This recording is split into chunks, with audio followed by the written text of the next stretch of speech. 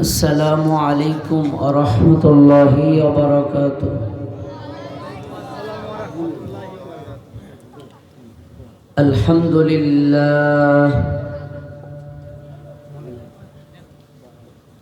الحمد لله نحمده ونستعينه ونستغفره ونؤمن به ونتوكل عليه ونعوذ بالله من شرور أنفسنا ومن سيئات أعمالنا من يهدي الله فلا هادي له ونشهد أن سيدنا وسندنا وحبيبنا حبيبا طبيبنا طبيبا قلوبنا ومحبوبنا وأولانا ومولانا محمد الذي أرسله بالحق بشيرا ونذيرا وداعيا إلى الله بإذنه وسراجا وقمرا منيرا فقد قال الله تعالى في كلامه المجيد والفرقانه الحميد সকলে মহব্বতে আমার সাথে পড়েন আউযু বিল্লাহি মিনাশ শাইতানির রাজীম বিসমিল্লাহির রাহমানির রহিম ওয়াল আসর ইন্নাল ইনসানা লাফি খুসর ইল্লাল্লাযীনা আমানু ওয়া আমিলুস সালিহাতি ওয়া তাওয়াসাউ বিল হক্ক ওয়া তাওয়াসাউ বিস সাবর সাদাকাল্লাহু মাওলানাল আযীম وقال النبي صلى الله عليه وسلم خيركم من تعلم القرآن وعلمه أو كما قال عليه الصلاة والسلام একদিন তোর সোনার দেহ একদিন তোর সোনার দেহ থাকবে না রে হায়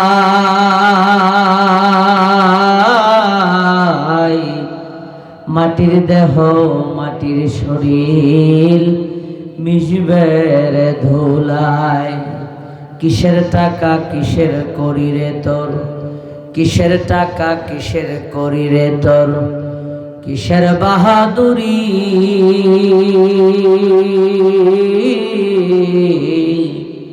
সঙ্গী তোমার কেউ হবে না পুরুষ কিংবা নারী আপন তোমার কেউ হবে না পুরুষ কিংবা নারী কালিমা লা ইলাহা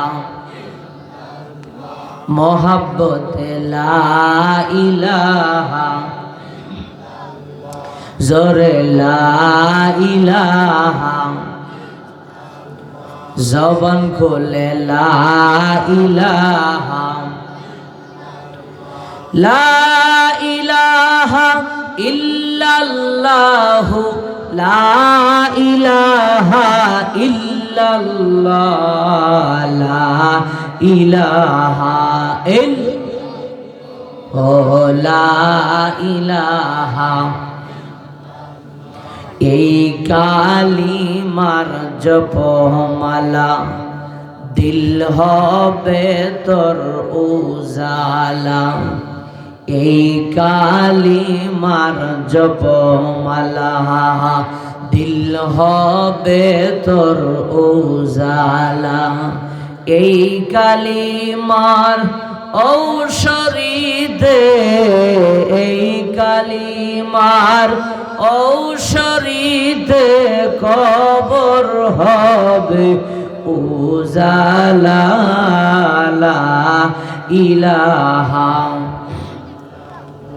জোরে লা ইলাহা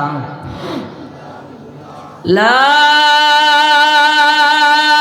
ইলাহা ইল্লাল্লাহু মুহাম্মাদুর রাসূলুল্লাহ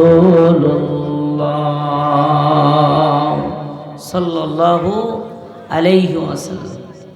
ছোট চিকাশি নুরুল উলুম ইসলামিয়া কওমি মাদ্রাসার উদ্যোগে হাফেজ ছাত্রদের পাগড়ি প্রদান উপলক্ষে বিরাট ওয়াজ মাহফিলে সম্মানিত সুযোগ্য সভাপতি আলহাজ হাফেজ মোহাম্মদ হানজালা চাঁদ মিয়া, সভাপতি অত্র মাদ্রাসা, সহ সভাপতি জনাব আব্দুল হাকিম, বিশিষ্ট সমাজসেবক শেরপুর, প্রধান অতিথি জনাব মোহাম্মদ নুরুল আমিন, প্রধান শিক্ষক চিড়িয়াখানা বোটানিক্যাল উচ্চ বিদ্যালয় প্রতিষ্ঠাতা পরিচালক অত্র মাদ্রাসা, আজকের প্রধান মেহমান আল্লামা মুফতি আব্দুল মান্নান কাসেমি, শাইখুল হাদিস টালিখোলা মাদ্রাসা যশোর সহ জাতির সর্বশ্রেষ্ঠ সন্তান হযরত উলামায়ে কেরাম, আমার সামনে উপবিষ্ট পিতৃতুল্য মুরব্বিয়ানে এজম, পদ্মা নিশিন আমার অবলা ও সরলা মা বোনেরা, আমার পক্ষ থেকে আবার মোবারকবাদ সালাম। আসসালামু আলাইকুম ওয়া রাহমাতুল্লাহি ওয়া বারাকাতুহু। আল্লাহ পাকের দরবারে লাখো কোটি শুকর ও সুজুদ যে আল্লাহ সুবহানাহু ওয়া তাআলা অত্যন্ত দয়া করে হায়াতের ভিতরে বারাকা দান করে সুস্থ শরীরে নবীর মাদ্রাসা কর্তৃক মাহফিলে জান্নাতের বাগানে হযরতে উলামা কেরামের সহবতে এসে বসা, কোরআন এবং হাদিস থেকে দুটি কথা শোনাও বলার তৌফিক দান করলেন সে মহান রব্বুল আলামিনের বারেগাহে রহমত আলিশান দরবারে কালিমাতুশ শুকর আদায় করছি কণ্ঠ যার করে ভক্তি ভরে মহাব্বতে এক সুরে এক তালে উঁচু আওয়াজে বলেন আলহামদুলিল্লাহ। সংক্ষিপ্ত দরুদ ও সানা সে মহান মানবতার মুক্তির দূত সরকার দো জাহান আকায়ে নামদার তাজদার মদিনা ইমামুল মুরসালিন সৈয়দুস সাকালাইন নবী মুহাম্মদ রাসূলুল্লাহ সাল্লাল্লাহু আলাইহি ওয়াসাল্লাম। সম্মানিত হাজিরিন, আল্লাহ পাক রব্বুল আলামিনের পবিত্র কালামে হাকিম থেকে ছোট্ট একটি সূরা আপনাদের সামনে তেলাওয়াত করেছি। নাজিল হওয়ার সিরিয়াল হিসাবে এই সূরার সিরিয়াল 13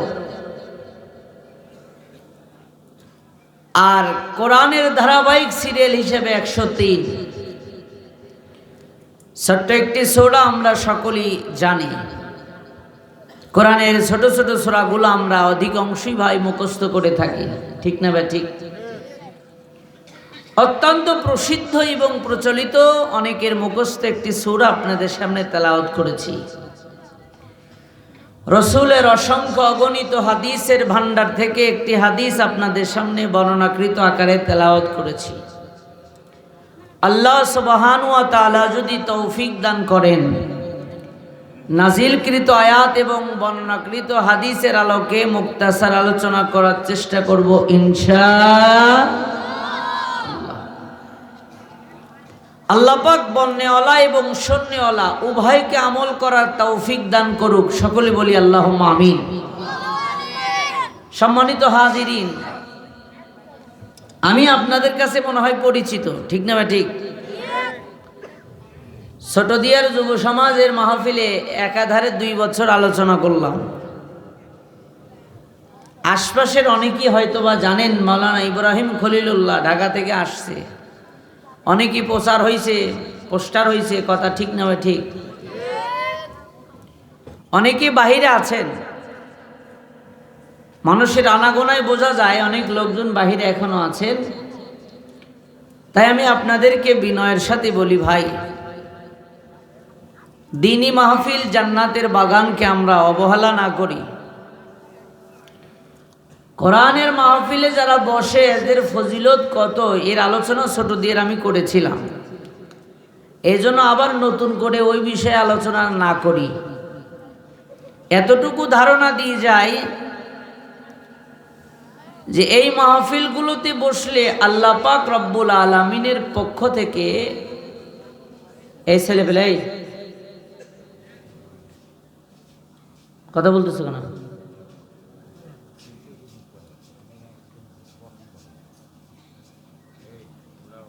মাহফিলগুলোতে বসলে লাভ না লস? সবাই কয় না, একসাথে সবাই কয় না। এই মাহফিলগুলোতে বসলে লাভ, লসতেই লস। এই মাহফিলগুলোতে বসলে লাভ হবে, লস হবে না। এই যে বাহিরে যারা ঘুরতেছে, দোকানপাটের মধ্যে আছে অথবা বাড়ির মধ্যে আছে, লোকজন সবাই যদি আসে তাহলে মজমাটা সুন্দর, একটু বরকতময়, জমজমা হবে না?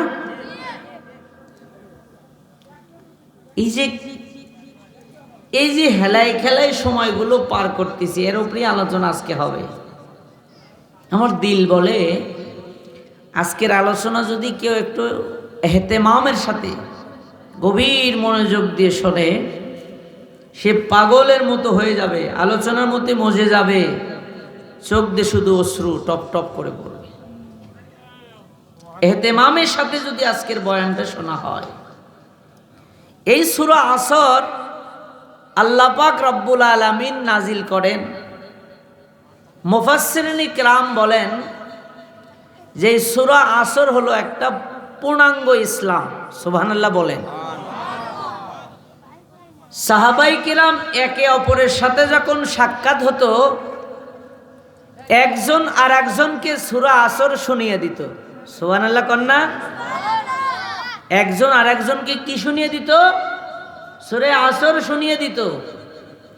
কারণ কেউ যদি কারো কানের মধ্যে সূরা আসর উঠায় দেয়, সে মনে করলো পুরো ইসলামের পূর্ণাঙ্গ দাওয়াত তার কাছে পৌঁছে দিলাম।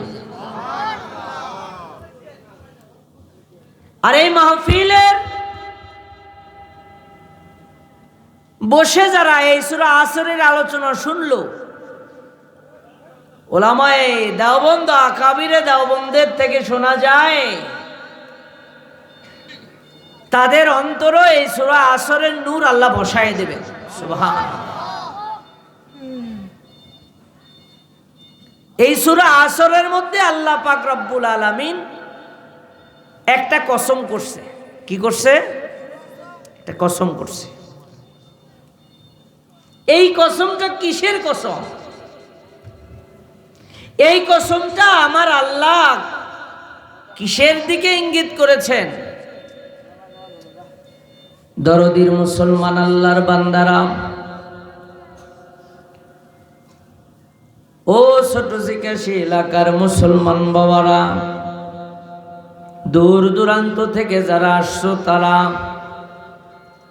দরদির আল্লাহর গোলামেরা, একটু দরদ নিয়ে জবানটারে বন্ধ কেউ করবেন না। মাঝে মাঝে জবানটারে একটু খুলবেন, সুবহানাল্লাহ বলবেন, আলহামদুলিল্লাহ বলবেন।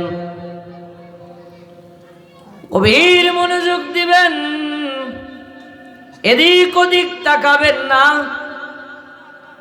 একটু সময়ের জন্য মনে করেন আমি আর এই দুনিয়ার মধ্যে নাই। অল্প সময়ের মতো করে আপনি নিজের কাছে মনে করবেন আমি আর দুনিয়াতে নাই। এই দুনিয়ার ভিতরে আমার আপন বলতে কেউ নাই। অল্প সময়ের জন্য একটু মেহেরবানি করে দিলটা নরম করে শোনেন। আমার আল্লাহ পাক রব্বুল আলামিন সূরা শুরুতে বলতেছেন ওয়াল আসর। এই সূরাটা মাক্কি সূরা, মক্কায় অবতীর্ণ হয়েছে। আল্লাহ পাক রব্বুল আলামিন এই সূরা নাজিল করে আমার পয়গম্বরের উপরে যখন নাজিল করেন গো, আমার দিনের পাক পয়গম্বর নবী আমার এই সূরা আসরের দাওয়াত উম্মতকে দিতে থাকেন। এই সূরা আসরের মধ্যে আমার আল্লাহ ডাক দিয়ে বলতেছেন ওয়াল আসর, সময়ের কসম, ইন্নাল ইনসানা লাফি খুসর, নিশ্চয়ই পৃথিবীর সবাই ক্ষতির মধ্যে আছে। এই দুইটা শব্দের আওয়াজ, এই দুইটা শব্দের আওয়াজ একটু দিলটা লাগান। আল্লাহ পাক কিসের কসম করলেন? আমার আল্লাহ রব্বুল আলামিন এই সূরার মধ্যে শুধু কসম করে নাই, বিভিন্ন জায়গায় আল্লাহ পাক নুন কলমের কসম করেছেন, চন্দ্রের কসম করেছেন। 30 পারা কোরআনের মধ্যে সবই তো আমার আল্লাহর কথা। বিশেষ করে জায়গায় জায়গায় কসম কেন করেন? কসম করে বলার কারণটা কি? পৃথিবীর মধ্যে মাখলুক যদি কেউ কোনো কথার সত্যতার প্রমাণ যাচাই করতে যায়, কেউ যদি বলে তসলিমউদ্দিন হুজুর আমি এই কাজটা করেছি, আমি মানুষ, আমারও প্রেতার সংশয় থাকতেই পারে, ঠিক না? ঠিক হয় না? আমার মধ্যে তার দ্বিধাদ্বন্দ্ব থাকতেই পারে। যদি আমি বলি হুজুর আল্লাহর কসম আমি কাজটা করেছি, তখন বিনা দ্বিধায় তার দিলের মধ্যে একটা তাসির হয়, আল্লাহর কসম যখন করেছে অবশ্যই কাজটা সে করেছে। বান্দা যখন আল্লাহর কসমের দিকে ইঙ্গিত করে, তখন বান্দা তার উপরে একটা নিশ্চয়তার একটা ধারণা চলে আসে। প্রশ্ন করবেন হুজুর আল্লাহ পাক রব্বুল আলামিন কসম করে বান্দারে কি বুঝাইলো? আল্লাহ পাক কসম করে বান্দারে কি জানাইলো? ও আল্লাহর গোলাম, আল্লাহ পাক কসম করে যেইটা বলেন এইটাও সত্য, কসমের বাইরে যা আল্লাহ বলেন এইটাও সত্য। কসম এই জন্য করেন আপনার আমার প্রতি আমার মাওলা এহসান করে। সুবহানাল্লাহ। বিশেষ ইঙ্গিত দেয় আল্লাহ বলে কসম করলেও যা, কসম না করলেও তা। গভীর মনোযোগ দিয়ে দেন কলিজার মুসলমান আল্লাহর বান্দারা, যারা আজকের বয়ান থেকে বাহিরে আছে তারা বড় আফসোস করবে। ঢাকার হুজুর অস করে গেল, গুরুত্বপূর্ণ একটা পয়েন্ট নিয়েছিল, এর উপরে আলোচনা করেছে। ধৈর্য হারা হবেন না, সবুরের সাথে একটু দিলটা লাগায় দেন। মুসলমান ভাইরে আমার রব্বুল আলামিন ডাক দিয়ে কয়, রে গোলাম আমি আল্লাহ পাক রব্বুল আলামিন তোমাকে জানিয়ে দিতেছি, সংকেত দিয়ে দিলাম। সময়ের নিসবতে মানুষ থাকার কারণে মানুষ ক্ষতির মধ্যে আছে। সময় কিন্তু বান্দা তোমার জন্য মূল্যবান, সময় তোমার জন্য মহা বড় দৌলত। সময় বড় দৌলত, সময় বড় মহা দৌলত। কে মুসলমান কিভাবে কেমন করে এই সময় মহা দৌলত দিলের কানটা লাগা দাও। উম্মতের জন্য সবচেয়ে বড় একটা দৌলত, সেইটা হলো সময়। আল্লাহর সাথে বান্দার সম্পর্ক যদি, আল্লাহর সাথে সম্পর্ক বান্দার যদি কাছাকাছি করতে চায়, তাহলে বান্দার জন্য লাগবে সময়। কথা কয় না, ঠিক না ভাই? ঠিক। আল্লাহর সাথে বান্দার সম্পর্ক যদি গভীর বানাইতে চায়, লাগবে কিন্তু সময়। ঠিক কি ঠিক না? কয় না? সময় মহা বড় দৌলত। কেউ যদি এক মুহূর্তের জন্য মায়ের গর্ভ থেকে দুনিয়াতে ভূমিষ্ঠ হয়, কান্নার শব্দ যদি বাংলায় এক পলক পরিমাণও যদি কান্নার শব্দ জমিতে পড়ার পরে হয়, মনে করো এইটাই তার জন্য কালেমা। সুবহানাল্লাহ কন্যা। কারণ আল্লাহ পাক রব্বুল আলামিন ছোট বান্দার প্রথম শব্দটাই দিয়েছে ওই ভঙ্গিতে। ও তো আর শব্দ জানে না, যেই শব্দ বলে চিৎকার দিয়েছে ওইটাই তার জন্য কালেমা। এক চোখের পলক পরিমাণও যদি কান্নার শব্দ পায়, মুসলমান সুন্নত তরিকায় মুসলমানের কবরস্থানে দাফন হয়।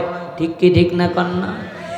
আল্লাহর নবী সাল্লাল্লাহু আলাইহি সাল্লাম বলেন, এক মুহূর্তের যদি হায়াত পায় সে জান্নাতের মালিক হয়ে যায়। জোরে কয় না সুবহানাল্লাহ। এক মুহূর্ত হায়াত যে পাইল সে জান্নাতের মালিক হয়ে গেল। আর যে দুনিয়াতে আসার পূর্বেই হায়াত না নিয়ে দুনিয়াতে আসে, তার জায়গা হয় ডাস্টবিনে, তার জায়গা হয় জঙ্গলে, এমনভাবে পুঁতে রাখা, তার কোনো জানাজা হয় না। ঠিক না বে ঠিক কন্যা? এক মুহূর্ত হায়াতের এত দাম, এই মহাদৌলত হায়াত রে মুসলমান। দেখতে দেখতে তুমি নানা দাদা হয়ে গেলাম, হায়াত কিন্তু ফুরিয়ে যাচ্ছে। ও আল্লাহর বান্দা, আমার রব্বুল ইজ্জত ডাক দি কয়, বান্দা তোর হায়াতের কসম, তোর হায়াতের কসম, তোর হায়াতের কসম। খেয়াল করেন ও বান্দা, তোমার হায়াতের কসম, এই সময়ের মধ্যে তুমি ক্ষতির মধ্যে আছো। এই সময়ের মধ্যে যদি আমি আল্লাহর প্রিয় বান্দা না হতে পারো, তুমি বেঈমান হয়ে দুনিয়ার থেকে চলে যাও, তুমি নালায়েক হয়ে দুনিয়ার থেকে চলে যাও। এ ছোট জিজ্ঞাসির মুসলমান, গভীর মনোযোগ দিয়ে দেন রে বাবা। হায়াতের মধ্যে আমি কি করলাম, ছিলাম কোথায়, এখন বর্তমান আছি কোথায়, 2 দিন পরে আমি কোথায় যাব? গভীর মনোযোগ দিয়ে দেন, চোখের এক ফোঁটা দেখেন পানি ফেলাইতে পারেন কিনা। আমার আল্লাহ এই চোখের পানির বিনিময়ে আমার মাওলা আজকে মাহফিল থেকে ওঠার আগে আমাদের সব গুনাহ মাফ করে দিবে। 4 কাজ যাদের মধ্যে থাকবে, কয় কাজ? সময়ের মধ্যে তোমার হায়াত ফুরিয়ে যাবে। হায়াতটা বরফের মতো। কিসের মতো? বরফের মতো। বরফ দেখতে দেখতে যেমন গলে যায়, সময়ের মধ্যে যদি বরফ কেউ বিক্রি করে সে লাভবান হয়। ঠিক কি ঠিক না কয় না? সময়ের মধ্যে যদি বরফ বিক্রি করে সে লাভবান হয়, সে মুনাফা হাসিল করে। সময়ের মধ্যে বরফ বিক্রি যদি না করতে পারে, তার মুনাফাও চলে যায়, লাভও চলে যায়। কথা ঠিক না ঠিক? আয়াতের তাফসির হযরতে ইমাম ফখরুদ্দীন রাজি ব্যাখ্যা যখন করেন, তখন ব্যাখ্যা করার জন্য রাজধানীর ভিতর দিয়ে যাচ্ছিলেন। তাফসির লিখবেন, গবেষণা করবেন। ইমাম ফখরুদ্দীন রাজি রাজধানীর মধ্যে যায়, কে যেন বরফ বিক্রি করে। ডাক দে বলে, রে রাজধানীর ভাইরা, তোমরা আমাকে একটু দায় মুক্ত করো। তোমরা কে আছো, আমার বরফগুলো তোমরা একটু কিনে নাও। দেখো আমার বরফগুলো গলে গলে পানি দিয়ে পানি রূপে পড়ে যায়। কে আছো ভাই, বরফ নিবা রে? এ রাজধানীর ভাইরা, বরফ নিবা, আমার একটু ঋণ মুক্ত করে দাও। বরফ যদি বিক্রি করতে না পারি, ঘরের মধ্যে চুলা জ্বলবে না। কে আছো একটু বরফ নিয়ে নিবা, আমাকে একটু দায় মুক্ত করবে। এই দৃশ্য দেখতেছে বরফ বিক্রেতা, কণ্ঠ উচ্চ স্বরে এমনি করে শব্দ ধরে ধরে ডাকে। ইমাম ফখরুদ্দীন রাজি হাউ মাউ করে কান্না শুরু করে দিছে। জমিনের মধ্যে বসে গেছে, চোখে দিয়ে পানি, বুক ভেসে যায়। খাদেম ডাক দিয়ে কয়, হুজুর চোখে কেন পানি গো, কান্না করেন কেন? ইমাম ফখরুদ্দিন রাজি ডাক দি কয়, দেখছো বড় বিক্রেতা কি কয়, আমি যে আয়াতের তাফসীর করতে যাচ্ছিলাম রে, আমার জেহেনের মধ্যে এইটা ছিল না। আমি বড় বিক্রেতার কাছ থেকে এতটুকু ইলম পাইলাম। খাদেম ডাক দি কয়, হুজুর কি ইলম পাইলেন? ও তো বলতেছে ভাই একটু বরফ কেউ কে নিবে নি, একটু কোরাই করে নিয়ে নাও, দায়মুক্ত করে দাও। ফখরুদ্দিন রাজি ডাক দি কয়, তুমি বুঝছো কি বলে? যে বরফ সময়ের মধ্যে যদি বিক্রি না করে, বিক্রি করলেও গলে যাবে, না বিক্রি করলেও গলে যাবে রে খাদেম। মানুষের জিন্দেগিটাও বরফের মতো, আমল করলেও হায়াত কেটে যাবে, আমল না করলেও হায়াত কেটে যাবে। এই ছোট শিকাশির মুসলমান গোলাম, দিলের কানটা লাগা দিন বাপ। হাইরে কত বান্দা তোমরা ঘরের মধ্যে ঘুমাও, ঘুম পারলেও রাত কাটিয়ে যাবে, মাহফিলের প্যান্ডেলে বসলেও রাত তোমার অর্ধেক পার হয়ে যাবে, কিন্তু ঘুমায়া পাইলা কি? যারা বসে শুনলো তাদের আমল নামায় মালিকের রহমতের নেকি লেখা থাকবে। ইমাম ফখরুদ্দিন রাজি কয়, মানুষের জিন্দগিটা এরকম বরফের মতো। হায়াতের সময় আমি যে 20 মিনিট হলো উঠলাম স্টেজে, আমার হায়াতের মূল্যবান থেকে 20 মিনিট চলে গেছে। আপনারা যারা শ্রোতা বসে আছেন, আপনাদের হায়াত থেকেও 1 ঘন্টা চলে গেছে, রাষ্ট্রপতির হায়াত থেকেও 1 ঘন্টা চলে গেছে।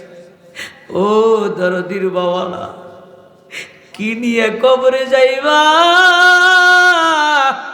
হায়াত তো চলে যায়, যেই দিন চলে যায় সেই দিন আর আসে না।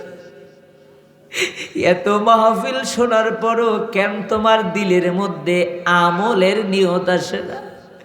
এরে আমার আগে এই বাড়িতে বাস করেছে অনেকজন, তারাও গেছে, আমিও যাব, থাকবো না কেউ বেশিক্ষণ। আমার আগে এই বাড়িতে বাস করেছে অনেকজন, তারাও গেছে, আমিও যাব, থাকবো না কেউ বেশিক্ষণ। হাইরে গোলাম, দিলটা একটু লাগানা রে বাবা আমার মালিক আমার জেহেনে কি আজকের একটা বয়ান দিল রে। কত গুনাহ করছো, দেখা অদেখা, জানা অজানা,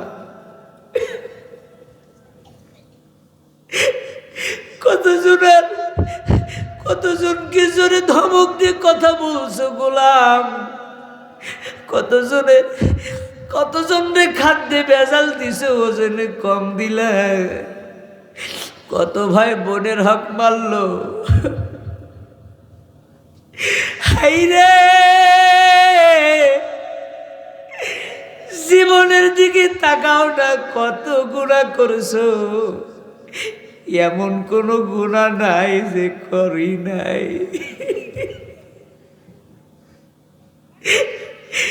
এমন কোনো গুনাহ নাই বান্দা করি নাই।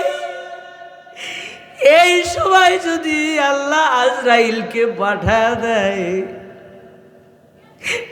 এই সময় যদি মালিক আজরাইলকে পাঠা দেয়, ও বান্দা কি নিয়ে তুমি কবরে যাইবা? আমার আল্লাহ ডাক দি কয়, আল্লাহ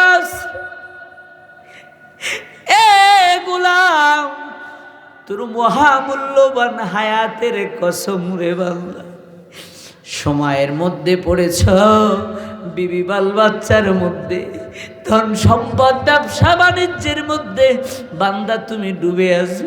এই যে সময়ের মধ্যে তুই ক্ষতির মধ্যে আছো।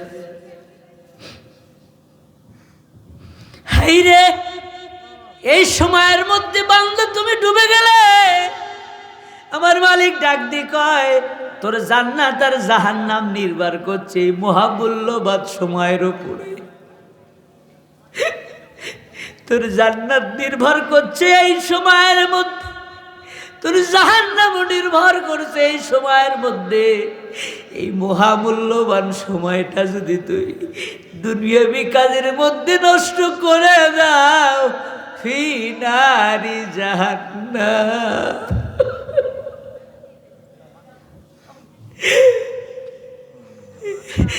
জাহান্নামের আগুন সইতে পারবি না রে গোলাম। তোর দুইটা পায়ে ধরে মরি যুবক, এ দাড়ি বাঁকা বাবারা, দুটো পায়ে ধরে বলি বাবা, আজকের থেকে নামাজ ছাড়বি না।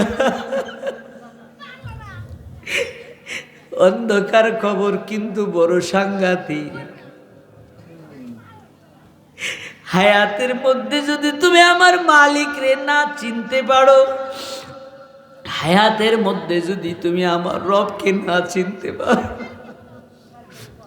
হায়াতের মধ্যে যদি তুমি আমার মালিক রে না চিনতে পারো,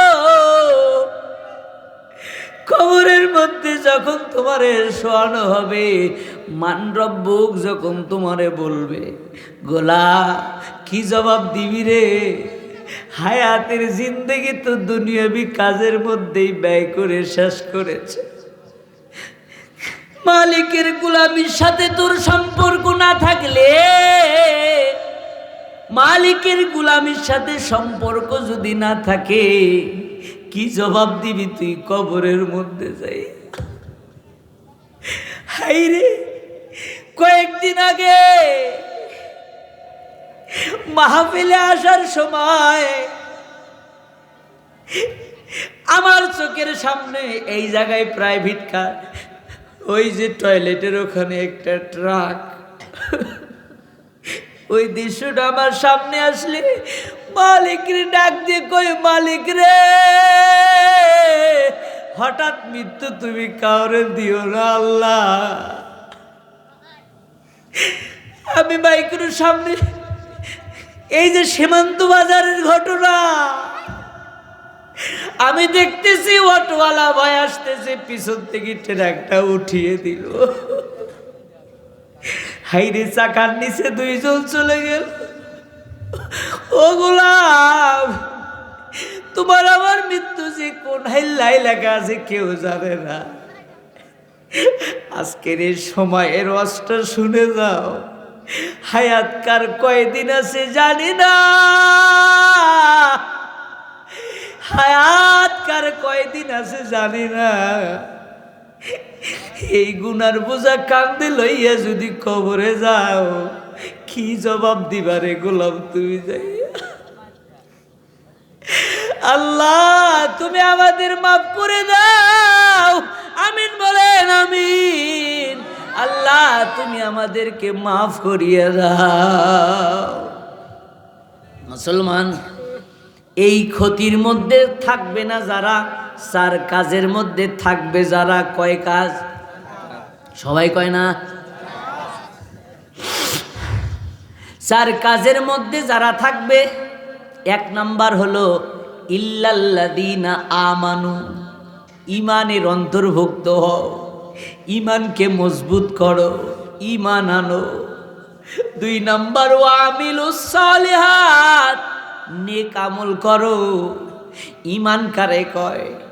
ও বান্দা, ইমানের অস্ত্র করেছিলাম, আজকে দিলটা কেমন যেন কইতেছে আজকের মাহফিল আল্লাহ কবুল করতেছে।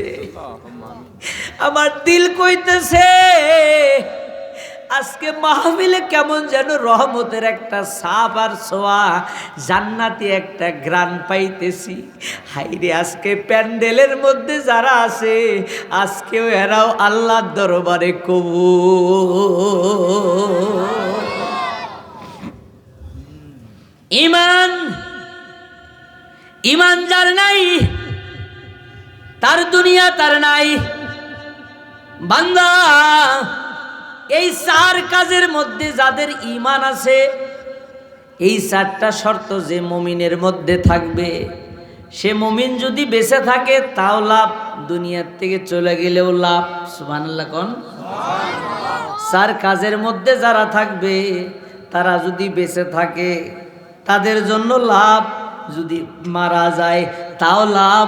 4 কাজ নিয়ে যদি কবরে যায় সে তো জান্নাত, আর যদি বেঁচে থাকে যতদিন থাকবে ঈমানের বরকতে আল্লাহ পাক রব্বুল আলামিন নেকির উপর নেকি বদলা দিবে। আরে 4 কাজের বাহিরে যারা আছে তারা যদি দুনিয়ার থেকে চলে যায় তাদের কপাল মন্দ, আর যদি দুনিয়াতে থাকে তাদের কপালও মন্দ। ও দরদির মুসলমান, ঈমান তো আমরা আনি নাই, ঈমান আমরা পেয়েছি মাংনা মাংনা দই শের ভরে নয়। কথা ঠিক না বেঠিক? ঈমান তো আমরা আনি নাই, ঈমান আমরা পাইছি। এই শোনো, এই ছোটদিয়ার বাজারে, শিমুলতলা বাজারে রাস্তার পাশে যেই জায়গা আছে ওই জায়গার মূল্য আর এই জায়গার মূল্য কি এক? সবাই কয় না। ওই জায়গার মূল্য এই জায়গার মূল্য কি এক? বিরক্ত হইতেছেন আপনারা? বিরক্ত?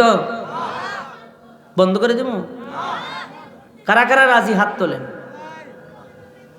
আল্লাহ তুমি আমার এই শ্রোতাগুলোরে কবুল করে নাও। আল্লাহ এরা তোমার কোরআনের মহব্বতে আমার ভালোবাসে মালিক। আল্লাহ তুমি এদেরকে মদিনা না দেখায় তুমি কবরে নিও না আল্লাহ। আল্লাহুম্মা আমিন বলেন। হাত নামান। ছোট দিয়ার এই শিমুলতলা রাস্তার পাশে জায়গার এই জায়গার দাম তো এক না নাকি?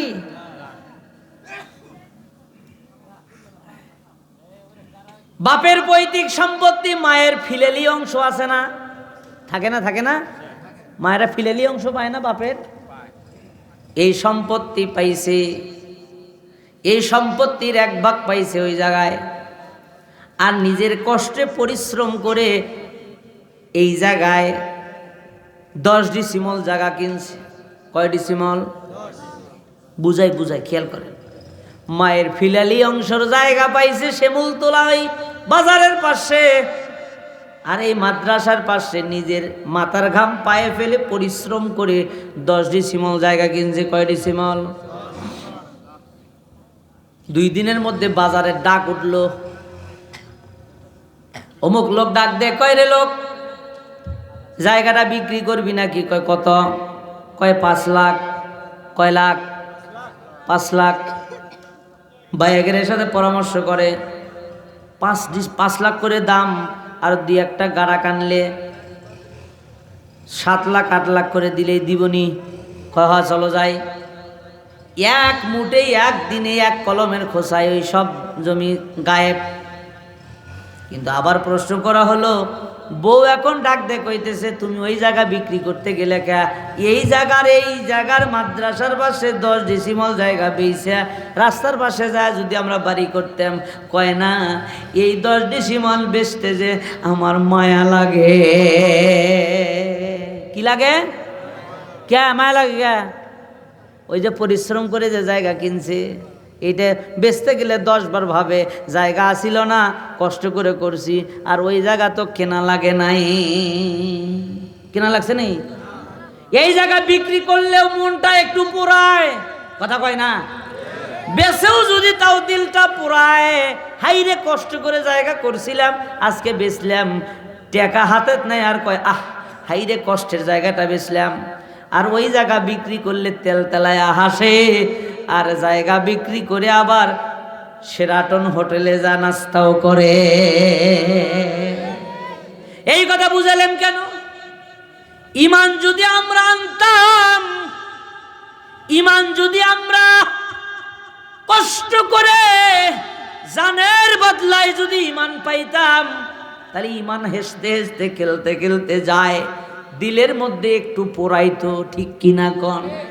আমরা ঈমান আনি নাই ভাই, আমরা ঈমান পেয়েছি। মুসলমান ভাইরা রে আমার শোনো, বর্তমান ঈমানের জন্য কেউ ঘর বাড়ি ছাড়ে নাই, বর্তমান ঈমানের জন্য কেউ দেশান্তরী হয় নাই, বর্তমান ঈমানের জন্য নিজের কলিজার টুকরো সন্তান তেলের মধ্যে ছেড়ে দেয় নাই।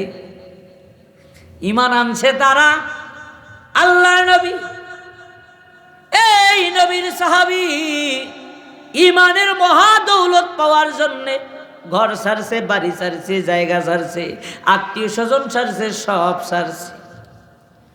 এতিম আব্দুল্লাহ জুল বাকাতাইন, নবীর সাহাবী আব্দুল্লাহ জুল বাকাতাইন, বাবা মারা গেছে, মায়ের গর্ভ থেকে বাবা দুনিয়ার থেকে চলে গেছে। চাচায় তারে লালন পালন করে মানুষ করছে। 7-8 বছর বয়স, মুহাম্মাদের কাছে যায় আর আসে। চলতে চলতে 15-16 বছর পার হয়ে গেল। আব্দুল্লাহ জুল বাকাতাইন যৌবনের ছাপ চলে আসলো। একে অপরে লোক কানাঘোষা করে তার চাচার কাছে, তোর ভাতিজা নাকি মুহাম্মাদের কাছে যায়। পরে পরে শুনলাম তোর ভাতিজা নাকি মুহাম্মাদের কাছে কালেমা গ্রহণ করছে। ওয়ামিলুস সালিহাত, এই ছোট জিগাজির মুসলমান যারা দূর দূরান্ত থেকে আসছো, দিলটা লাগা দাও। ঈমান কারে কয়? ইল্লাল্লাযীনা আমানু, ইল্লাল্লাযীনা আমানু। ঈমান কারে কয়? ঈমানের জন্য তো তুমি জীবন দাও নাই, ঈমানের জন্য তো তুমি বাড়ি ছাড়ো নাই। এই জন্য ঈমান কি জিনিস বুঝো না। আল্লাহর নবীর সাহাবী আব্দুল্লাহ জুল বাকাতাইন চাচাই ডাক দিয়ে কয়, ভাতিজা আব্দুল্লাহ, তুমি নাকি মুহাম্মাদের কাছে যাও? হ্যাঁ চাচা যাই। কয় মুহাম্মাদের ধর্ম গ্রহণ করছো? কয় হ্যাঁ চাচা করছি। মুহাম্মাদের কালেমা নিছ? হ্যাঁ চাচা নিছি। মুহাম্মাদের কালেমা যদি তুমি নাও, তাহলে এই মুহূর্তে তোমাকে বাড়ি ছাড়তে হবে। আব্দুল্লাহ জুল বাকাতাইন ডাক দিয়ে কয়, ও চাচা, ঘর ছাড়তে পারি, বাড়ি ছাড়তে পারি, ধন ছাড়তে পারি, সম্পদ ছাড়তে পারি, এক মুহূর্তের জন্য মুহাম্মাদের ধর্ম ছাড়ব না। আরে কয় না সুবহানাল্লাহ। আব্দুল্লাহ জুল বাকাতাইনের চাচা ডাক দে বলে, ভাতিজা, তুমি যদি মুহাম্মাদের দ্বীনের উপরে অটল থাকো, তাহলে তুমি আজকে বাড়ি থেকে নামো। কয় চাচা, ছেড়ে দিলাম আপনার স্নেহ মায়া মমতা, সম্পর্ক বাদ দিব, মুহাম্মাদকে বাদ দিব না।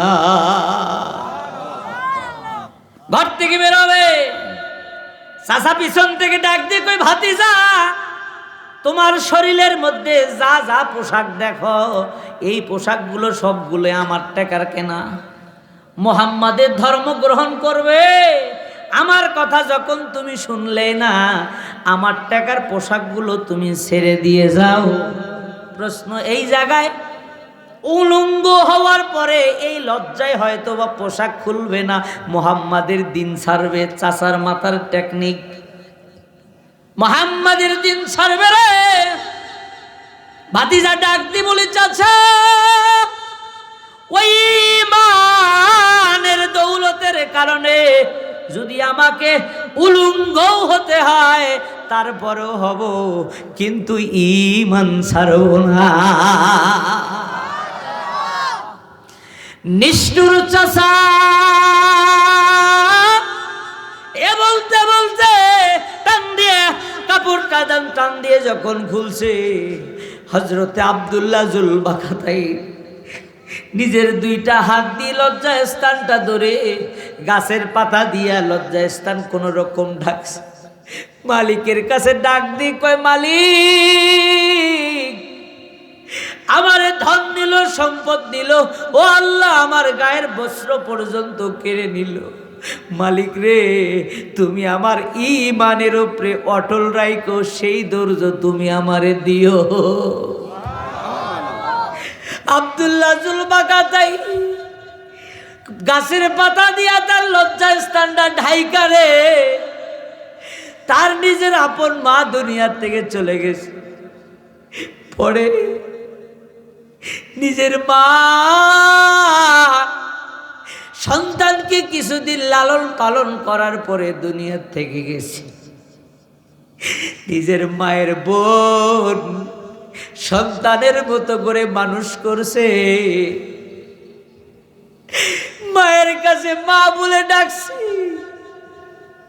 জানালার ফাঁক দিয়ে ডাক দিছে, মা গো চাচা আমার সর্বহারা করে দিছে গো মা, একটু কাপড়ের টুকরা একটু যদি দয়া করে দেন, আমি শুধু লজ্জা স্থানটা ঢাইকা মুহাম্মাদের দরবারে যাব। হাইরে মা ডাকতে কয় রে আব্দুল্লাহ, আমি যদি তোমারে কাপড় দেই আমাকেও বাড়ির থেকে নেমে দেব। মায়ের নিজের আসল থেকে অল্প একটু কাপড় টান দিয়ে ছিঁড়ে জানালার ভাগ দিয়ে দিয়া কোন রকম লজ্জা স্থানটা ডাইকা মুহাম্মাদের বাড়ি গেছে। আমার পয়গম্বর তাহাজ্জুদের নামাজ পড়ার জন্য উঠছে, দেখে কে যেন বাঁকা হয়ে দাঁড়িয়ে আছে। আমার নবী ডাক দিয়ে কয়, কে রে? তাহাজ্জুদের সময় আমার বাড়ির সামনে কে? ডাক দে বলে, নবী আমি আপনার সাহাবী আব্দুল্লাহ জুল বাকাতাইন। নবী ডাক দে কয়, আমার ওই আব্দুল্লাহ রে, যে সকালে এক কাপড় পরে বিকালে আর এক কাপড় পরে, ধনাঢ্য পরিবারের আব্দুল্লাহ। কি হয়েছে আব্দুল্লাহ? আব্দুল্লাহ ডাক দিয়ে কই, নবী আপনার ধর্ম মানি, আপনার হাতে কালেমা পড়েছি, এই জন্য সর্বহারা হয়ে গেছি গো নবী। বাড়ি ছাড়লাম, ঘর ছাড়লাম, ও গো পয়গম্বর সব কাইরা নিছে আমার চাচা। ও গো পয়গম্বর মায়ের কাছ থেকে একটু কাপড়ের টুকরা নিয়ে লজ্জাস্থানটাই আপনার দরবারে আসছে, অন্য কোথায় যাওয়ার আমার জায়গা নাই, কে আমাকে জায়গা দিবে গো পয়গম্বর? আপনার কাছে আসছি গো নবী। এই কথা বলার সাথে সাথে নবী আমার দুইটা হাত বাইরে দিছে। আই রে আব্দুল্লাহ, ইসলামের দ্বীনের ঈমানের জন্য ঘর ছাড়লি, বাড়ি ছাড়লি, নিজের সব পোশাক বস্ত্রহীন হয়ে উলঙ্গ হয়ে আইলি। আই রে এ আব্দুল্লাহ, নবী আমার বুকের মধ্যে নিয়া নিজের পরনের জুব্বা দিয়ে দিল। নবী ডাকতে কয়, আব্দুল্লাহ রে কি চাও? তোমারে কি দিব? দেবার মতো তো আমার কাছে কিছু নাই, সর্বহারা হইলে ঈমানের জন্যে। ওরে আব্দুল্লাহ কি দেব তোমারে? আব্দুল্লাহ ডাক দিয়ে কয়, নবী কিছুই চাই না গো পয়গম্বর, আপনি দোয়া করে দেন আল্লাহ যেন আমারে শহীদি মরণ দেয়। কয়েকদিন পরে তাবুকের যুদ্ধ, আল্লাহ নবী সাহাবীদেরকে দাঁড় করাইলো, তাবুকের যুদ্ধে যাবে। আমার নবী ডাকতে কয়, কে কি আছো? দাও তোরা সরঞ্জামা দিয়ে দাও। সবাই যার যার মতো দিয়ে দিল। কেউ স্বর্ণ দিল, কেউ রূপা দিল, কেউ টাকা দিল, কেউ পয়সা দিল, কেউ উট দিল, কেউ দুম্বা দিল, কেউ ছাগল দিল। ও ছোট জিজ্ঞাসের বাবারা, দিলটা লাগা দিনা রে গোলাম। আব্দুল্লাহ নবীর সামনে এসে কয়, ইয়া রাসূলুল্লাহ, ইয়া হাবিবাল্লাহ, নবী গো কিছুই দেবার মতো আমার কাছে নাই, আমার দেহের রক্ত আমি ইসলামের জন্য দিয়ে দিব। ওগো পয়গম্বর, আমি আমার জানটারে কুরবান করতে চাই। ও পয়গম্বর, আমার রক্ত আমি দ্বীনের জন্য ব্যয় করতে চাই। আমার নবী ডাক দে কই, সাহাবীরা, একটা বাকরানো গাছের বাকর, মানে 17 বোঝেন না, একটা গাছের ডালের লতি নবী আমার তার হাতের মধ্যে বেঁধে দিয়া মালিকের কাছে ডাক দে কয়, আল্লাহ, আমার আব্দুল্লাহ জুলবাকাতাইন দ্বীনের জন্য সব হারাইছে, আমি আব্দুল্লাহর হারাইতে চাই না। ও আল্লাহ, আমি আমার আব্দুল্লাহর রক্ত বেঈমানদের জন্য হারাম করলাম। আল্লাহু আকবার বলেন। আয় আল্লাহ, আমি আমার আব্দুল্লাহর রক্ত বেঈমানের জন্য হারাম করলাম। ও আল্লাহ, তুমি আমার আব্দুল্লাহর হেফাজত করো। শহীদের তামান্না নিয়ে আইছে, যে কোনোভাবে তাবুকের যুদ্ধটা হইল না। রাস্তার মধ্যে আব্দুল্লাহ জুলবাকাতাইনের জ্বর, রাস্তার মধ্যে আব্দুল্লাহ জুলবাকাতাইন 2 দিনের মধ্যে দুনিয়ার থেকে চলে গেল। ইসলামের জন্য বিজয়ে, ইসলামের জন্য যারা বের হয়, জিহাদের জন্য যারা বের হয়, আল্লাহর দ্বীনের জন্য যারা বের হয়, ঈমানের হেফাজতের জন্য যারা বের হয়, আল্লাহ পাক রব্বুল আমিন তাদের শহীদি মরণ তামান্না দান করে। আমার নবী ডাক দিয়ে কয়, এই সাহাবীরা, আব্দুল্লাহর জন্য গোসলের ব্যবস্থা তোমরা করো। নবী আমার গোসলের ব্যবস্থা করলেন। নবী আমার ডাক দিয়ে কয়, বেলাল, মশাল নিয়ে তুমি কবরের পারে যাবা, আমি আব্দুল্লাহরে নিজে জানাজা করব, আমি পয়গম্বর নিজে কবরে নামাবো। হাইরে মুসলমান, দিলটা লাগা দে। আব্দুল্লাহ জুলবাকাতাইন নবী আমার জানাজা পড়াইলো। রাত্রি অন্ধকারে পয়গম্বর তারে দাফন করবে। আল্লাহর নবী ডাক দিয়ে কয়, এরে আব্দুল্লাহ ইবনে মাসউদ, দে রে। নবী আমার এমনি করে হাত পাতাইছে, দে রে আব্দুল্লাহকে আমার কোলে দে। নবী আমার ডাক দিয়ে কয়, আমার আব্দুল্লাহ রে দে।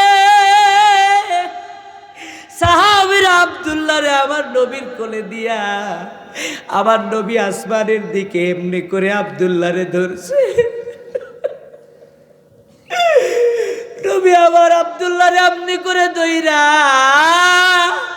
আল্লাহর কাছে ডাক দিয়ে কয়, মালিক, আমি আব্দুল্লাহর প্রতি খুশি, তুমি আমার আব্দুল্লাহর প্রতি রাজি হয়ে যাও। আল্লাহ, আমি আব্দুল্লাহর প্রতি খুশি, তুমি আমার আব্দুল্লাহর প্রতি রাজি হয়ে যাও। আমার নবীর এই কথাগুলো শুইনা আব্দুল্লাহ ইবনে মাসউদ জমিনের মধ্যে গড়াগড়ি করে কান্দে। হাই রে আব্দুল্লাহ, এই মরণটা তোর না হইয়া যদি আমার হইত। আব্দুল্লাহ রে, এই মরণটা তোর না হইয়া যদি আমার হইত রে, আমি নবীর কোলের মধ্যে থাকতাম। যার ব্যাপারে নবী বলে, আল্লাহ, আমি আব্দুল্লাহর প্রতি খুশি, তুমি আমার আব্দুল্লাহর প্রতি রাজি হয়ে যাও। আব্দুল্লাহ ইবনে মাসউদ কান্দে, রে আব্দুল্লাহ, এই মরণটা তোর না হইয়া যদি আমার মরণ হইত, মরণটা যেন আমার কতই না সৌভাগ্য হইত। হাইরে মুসলমান, ইল্লাল্লাযীনা আমানু, এই ঈমান আমরা পাইছি। ঈমান আনছে আব্দুল্লাহ জুলবাকাতাইন। ঘর ছাড়ছে, বাড়ি ছাড়ছে, বিবি ছাড়ছে, বাল বাচ্চা ছাড়ছে, সব ছাড়ছে, কিন্তু ঈমানের দৌলত ছাড়ে নাই। এই মুসলমান, এই আল্লাহর বান্দা, চার কাজ করবে যারা, ঈমানের দৌলত পাবে যারা। 1 নম্বরে ঈমানের হেফাজত করো। 2 নম্বর ওয়া আমিলুস সলিহাত, ইবাদতের ভিতরে দিল লাগাও, জিকির করে লা ইলাহা, মোহাব্বতে লা ইলাহা, জোরে লা ইলাহা, হয় না লা ইলাহা, পড়ো লা ইলাহা, আল্লাহ বহু দূরে মদিনা, আল্লাহ বহু দূরে মদিনা, আমরা কেমনে যাব জানি না। দয়া কর দয়ার আল্লাহ, দয়া কর দয়ার আল্লাহ, মিটাও মনের বাসনা। লা ইলাহা মাশাআল্লাহ, লা ইলাহা পরহ, লা ইলাহা, লা ইলাহা ইল্লাল্লাহু মুহাম্মাদুর রাসূলুল্লাহ সাল্লাল্লাহু আলাইহি ওয়াসাল্লাম। বাবারা, বিরক্ত হইতেছেন আপনারা? কষ্ট হইতেছে আপনাদের? খারাপ লাগতেছে কি আপনাদের? কাদের একটু মেহরবানি করে দুইটা হাত তোলেন না। যারা বাহিরে আছে ওরা বুঝতেছে ইব্রাহিম হুজুর একা ওয়াজ করতেছে।